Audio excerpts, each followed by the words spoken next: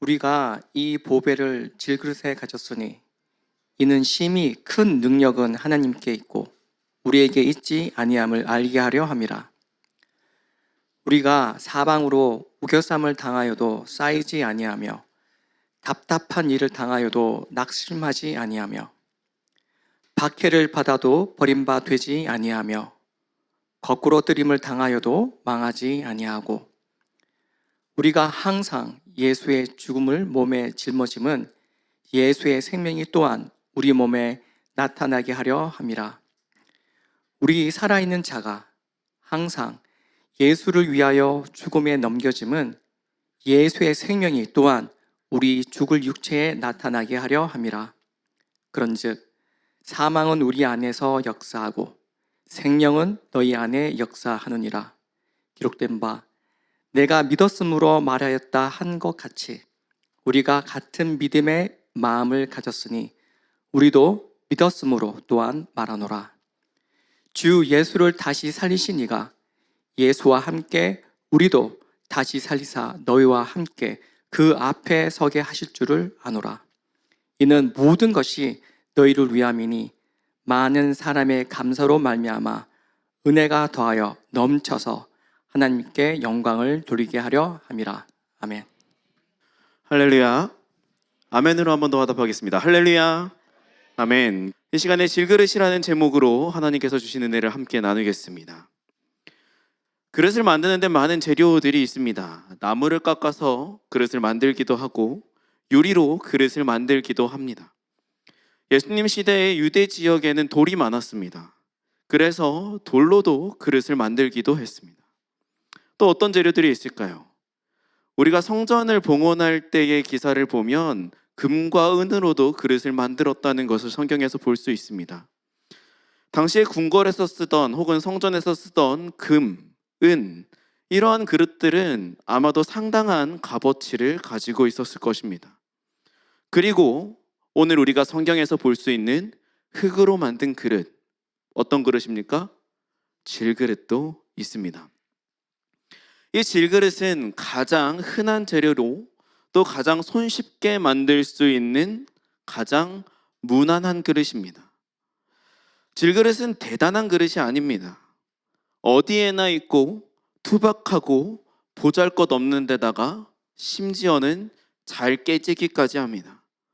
그래서 쉽게 만들고 쉽게 쓰고 쉽게 깨지고 그러면 또 금방 나가서 쉽고 저렴하게 사올 수 있는 그릇, 이 그릇이 바로 질그릇입니다. 그런데 오늘 말씀을 보면 사도 바울이 스스로를 굳이 그런 질그릇이라고 이야기를 하고 있습니다. 아마 교회를 오래 다녀보신 분이라면 그릇의 가치가 재료가 아닌 무엇을 담고 있느냐에 있다라는 이야기를 많이 들어보셨을 겁니다. 이 말은 내가 금그릇이든 은그릇이든 설사 내가 질그릇이더라도 그것은 아무런 상관이 없다. 내가 예수 그리스도만 담고 있다면 괜찮다라는 의미로 우리가 쓰는 말입니다. 저는 이 말이 진실로 아멘이라고 믿습니다. 우리의 상황과 재료가 어떤 것이든 그것은 우리가 무엇을 담고 있는지보다 중요하지 않습니다. 하지만 여기서 가끔은 이런 질문이 생기기도 합니다. 어떤 그릇이든 다 상관없다라고 이야기를 한다면 왜 사도 바울은 하고 많은 그 그릇들 중에서 굳이 질그릇이라는 단어를 쓰고 있느냐라는 겁니다. 그 이유는 사도 바울이 그리고 우리 모든 그리스도인들이 반드시 질그릇이어야만 하기 때문입니다. 그래서 오늘 저는 이 말씀을 통해서 왜 질그릇이어야만 하는지, 그것이 우리에게 어떤 유익을 주는지에 대해 함께 나누려고 합니다. 사도 바울은 선교의 과정 속에서 수많은 우겨쌈과 답답한 이들을 당합니다. 어떤 것이 가장 속상했을까요? 자신의 핏줄인 유대인으로부터 핍박받고 도망치는 신세가 되는 일, 저는 이 일도 굉장히 속상한 일이었을 거라고 생각을 합니다. 또 그런 유대인들을 바라보면서 그들이 하나님께 선택받은 민족임에도 불구하고 하나님의 은혜와 구원의 길을 저버리는 것을 바라볼 때 그것이 사도 바울에게는 정말 뼈저린 아픔처럼 느껴졌을 것입니다. 그렇기 때문에 그에게 뼈저리게 아팠던 것이 하나가 있었습니다. 그가 피땀 흘려 개척했던 고린도 교회가 뿔뿔이 나눠지고 분쟁하며 또 사도 바울의 사도성에 대해서 의심하고 또 서로 분쟁할 때, 서로 다툴 때에 사도 바울이 그 고린도 교회를 바라보는 심정은 참담했을 것입니다. 물론 사도 바울이 고린도 교회의 개척자이기도 했겠지만 고린도 교회가 이방인들을 선교하면서 교회를 개척하고 복음을 전했던 목적 가운데 한 가지는 무엇이냐면 유대인들이 이방인들의 구원받고 변화되는 모습을 통해서 시기하고 질투하며 하나님의 은혜로 돌아오기를 간절히 소망했기 때문입니다. 그 은혜의 통로가 되어야 되는 교회가 분열되어 싸우고 나뉘어지는 모습을 볼 때에 사도 바울의 마음은 참담했을 겁니다. 교회가 이렇게 분열되어 싸우면 안 되는데, 내가 바라고 꿈꾸는 교회는 이런 모습이 아닌데, 이렇게 하면 유대인들도 하나님의 영광을 바라보지 못하는데, 그런 아픔과 서글픔이 사도 바울의 마음속에는 있었을 겁니다. 사실 오늘 우리에게 이런 바울이 느꼈던 안타까움, 그 서러움, 그 처량함은 우리가 겪고 있는 삶의 고난 혹은 삶의 고민들에는 사도 바울의 고난은 비할 것이 없습니다. 그렇다고 우리에게 억압과 박해가 없는 것은 아닙니다. 우리 역시도 자본주의라는 이 사회 속에 살아가면서 또 다른 박해와 억압을 받고 있습니다. 재산과 권력과 영향력을 위해서 투쟁하며 윤리도 도덕도 배려도 상실된 이 세상을 우리는 살아갑니다. 질그릇이어도 괜찮다라고 우리는 이야기를 하고 있지만 이 세상에서 살아남기 위해 생존하기 위해 아둥바둥 살아가다 보면 내가 비록 질그릇일지언정 내 자녀는 금그릇이었으면 좋겠고 은그릇이었으면 좋겠다라는 그런 소망이 우리에게 듭니다. 그래서 처음에는 그릇의 재질은 괜찮다라고 이야기를 하지만 내용이 중요하다고 이야기를 하지만 점점점 시간이 지나면 지날수록 그릇의 상태도 중요해. 그릇이 보기에 좋으면 훨씬 더 좋지 않을까? 재질이 고급스러우면 그마저도 의미가 있을 거야. 점점 내용보다는 재질을 중요하게 생각하는 것, 이것이 자본주의 사회를 살아가고 있는 우리가 알게 모르게 느낀 우리의 내면의 억압과 박해일 수도 있습니다. 그렇게 예수님과 더불어서 세상의 성공까지도 함께 손에 쥐어보겠다고 죽을 등 살 등 산전수전 겪다가 뒤를 돌아보면 갑자기 우리 마음속에 이런 회환과 아픔이 찾아올 때도 있습니다. 내가 처음 하나님 만났을 때에는 복음 들고 아골골짜기라도 나아가겠다라는 열심이 있었는데 지금 나는 복음으로 아골골짜기에 나아가는 것이 아니라 자본주의 사회에서 생존하기 위해서 내 자녀들에게 금수저 은수저 물려주기 위해서 오늘 내 믿음과 현실을 타협하고 있는 것은 아닌가. 내가 처음 예수님을 믿었을 때 내가 꿈꿨던 그리스도인의 삶은 이런 것이 아니었는데,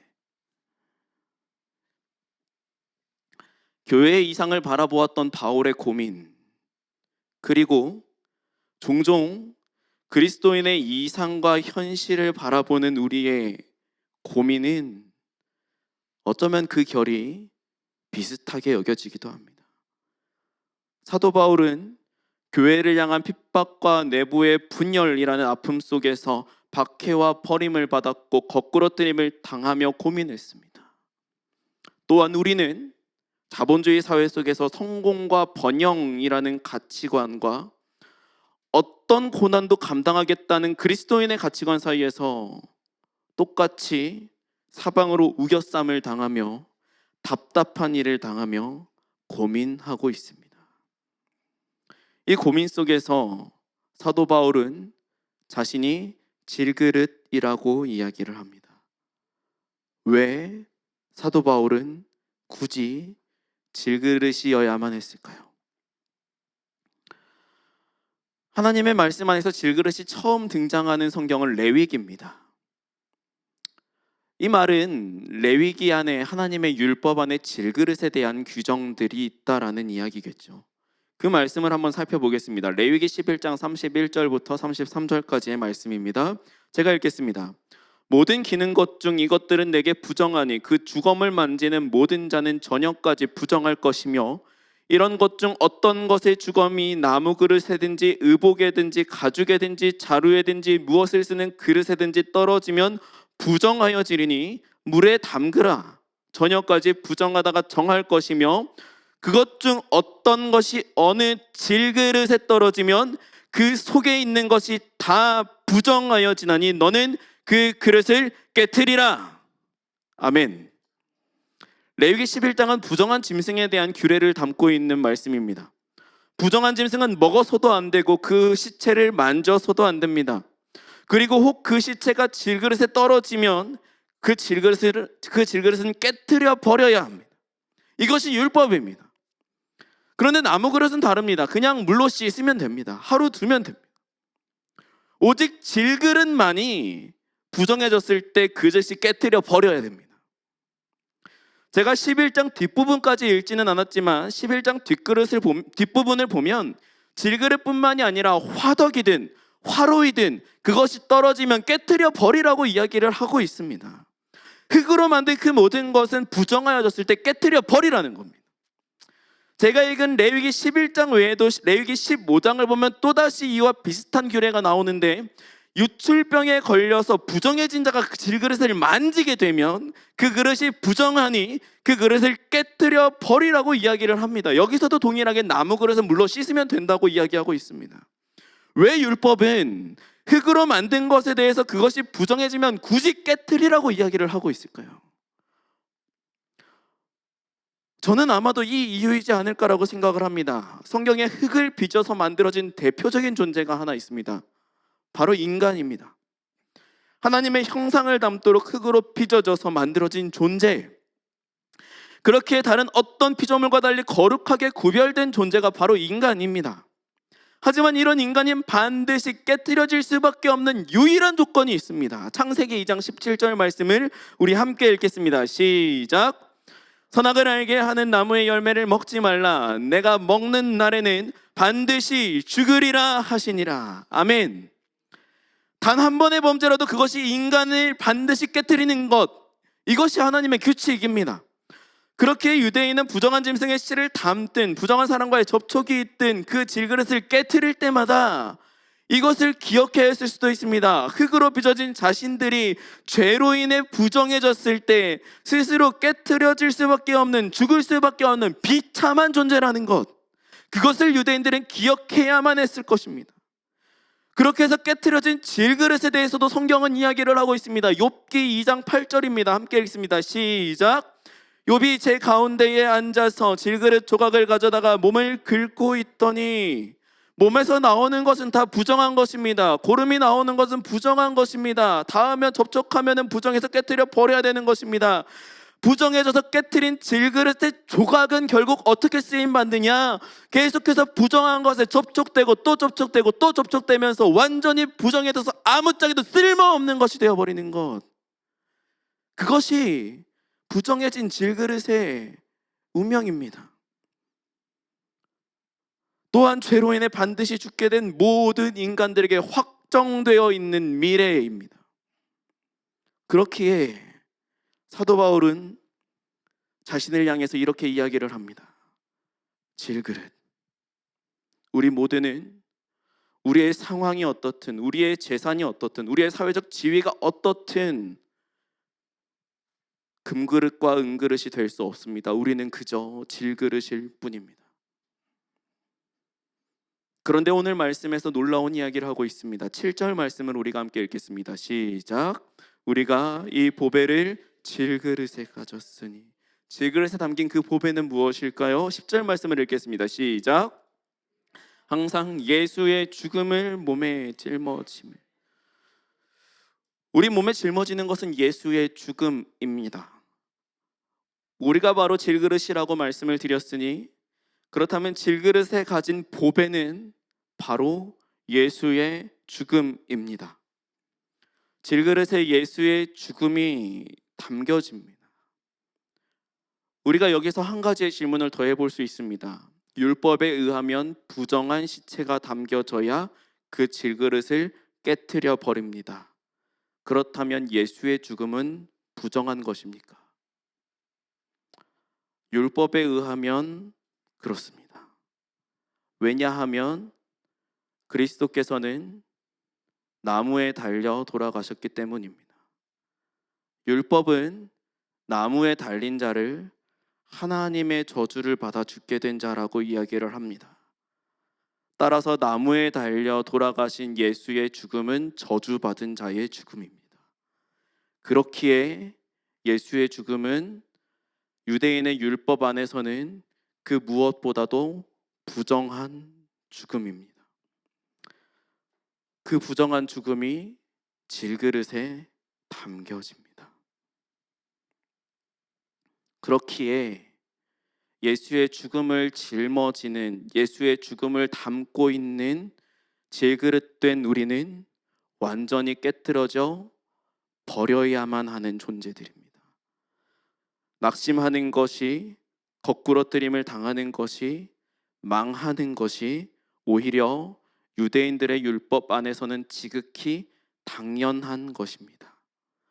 그러나 여기에서 예수의 죽음이 담겨진 것, 그 부정한 것이 담겨질 때에 성경 안에 나타나는 놀라운 역설이 시작됩니다. 고린도후서 4장 8절에서 9절 말씀을 우리가 함께 읽겠습니다. 시작. 사방으로 우겨쌈을 당하여도 쌓이지 아니하며 답답한 일을 당하여도 낙심하지 아니하며 박해를 받아도 버림받지 아니하며 거꾸러뜨림을 당하여도 망하지 아니하고. 아멘.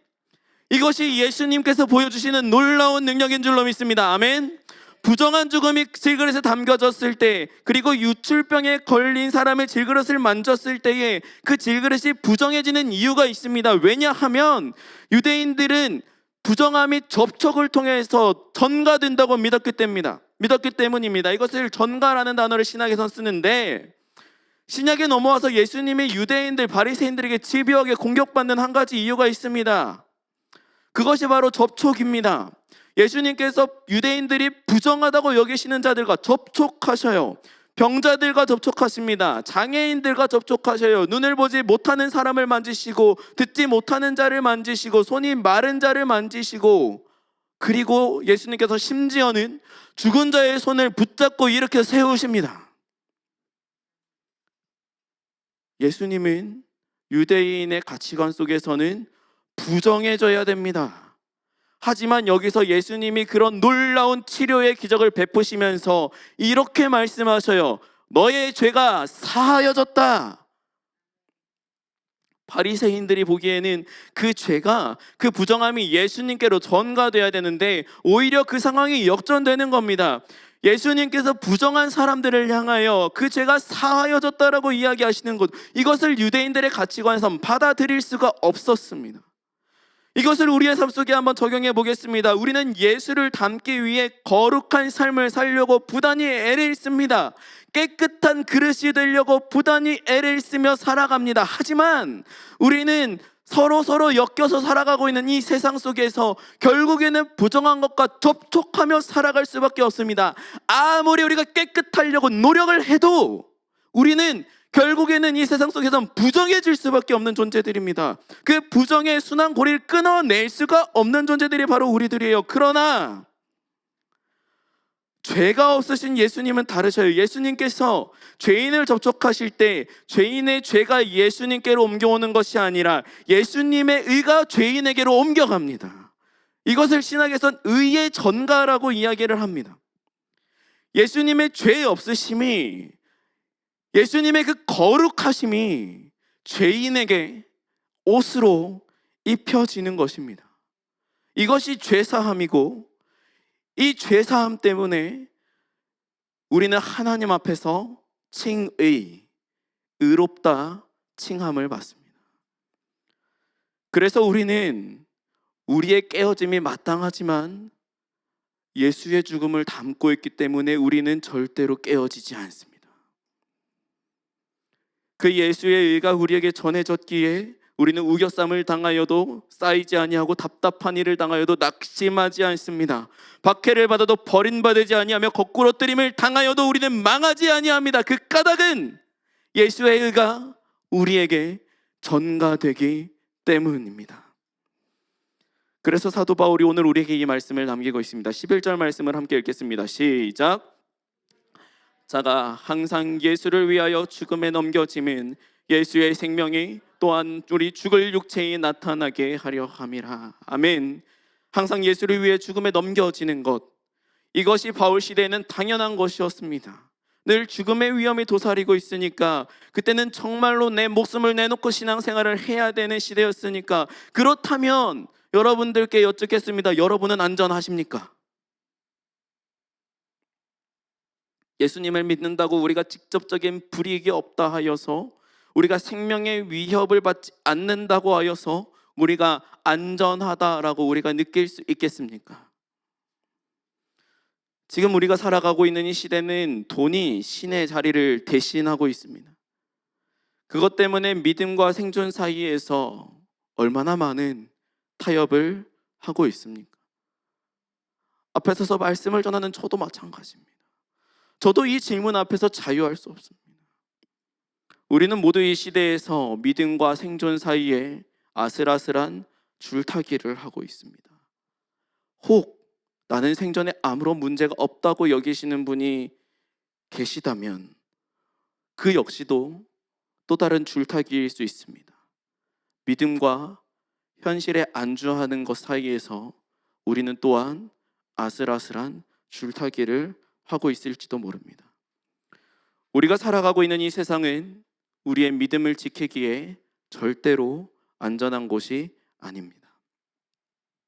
그렇기에 우리 모두는 날마다 매 순간 죽음에 넘겨짐을 당하고 있습니다.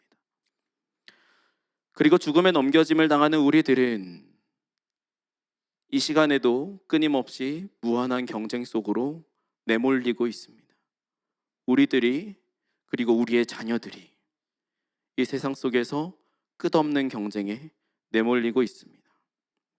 그렇게 해서 끝없이 경쟁에서 경주하면 그 뒤에는 무엇이 남습니까? 세상의 방법대로 싸워서 우리가 승리했을 때 그 뒤에 남는 영광이 우리에게 훈장처럼 빛나고 있겠습니까? 아니요.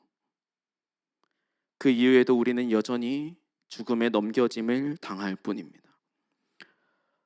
그리고 그 끝에는 하나님의 준엄한 심판만이 남아있을 뿐입니다.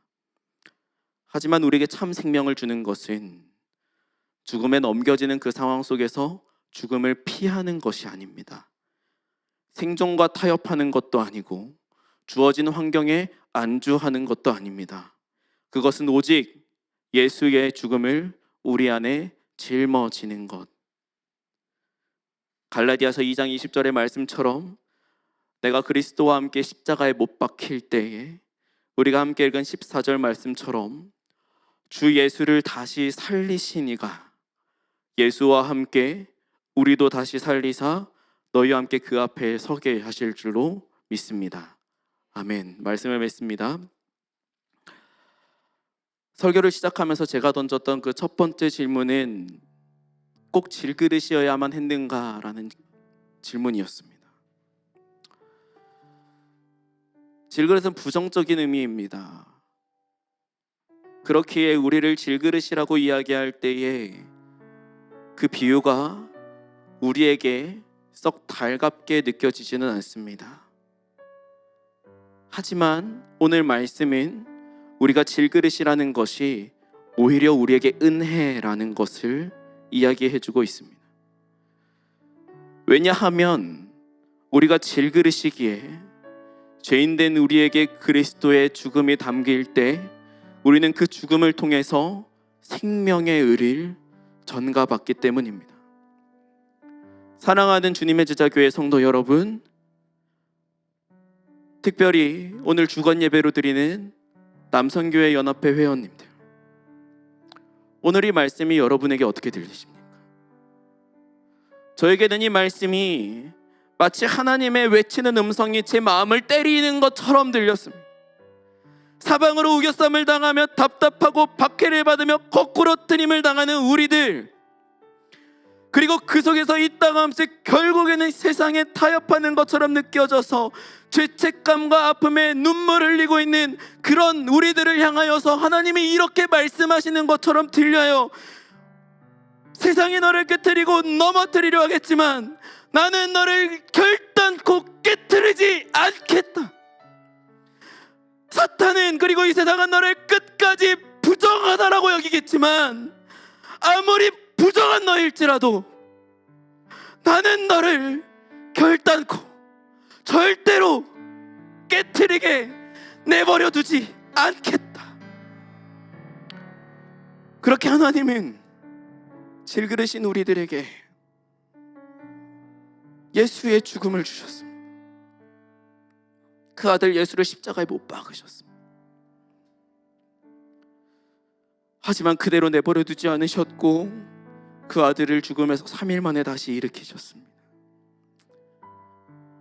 그 하나님께서 우리를 다시 그 예수 그리스도의 부활에 연합시키실 것입니다.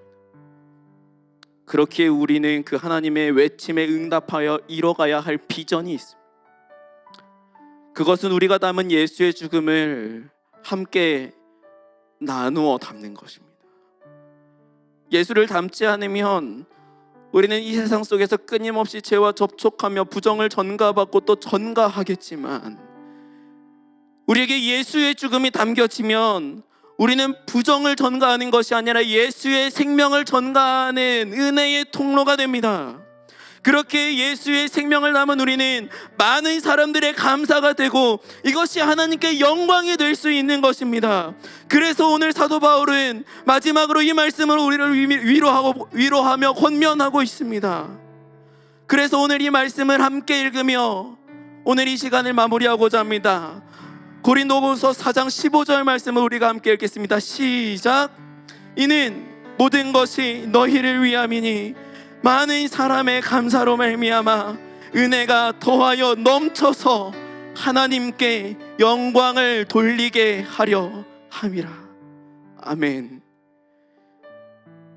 많은 사람의 감사로 은혜가 더하여 하나님께 영광 올려드리는 우리 주님의 제자교회 모든 성도님들, 그리고 남성교회 연합회 회원님들 되기를 주님의 이름으로 소원하며 축복합니다.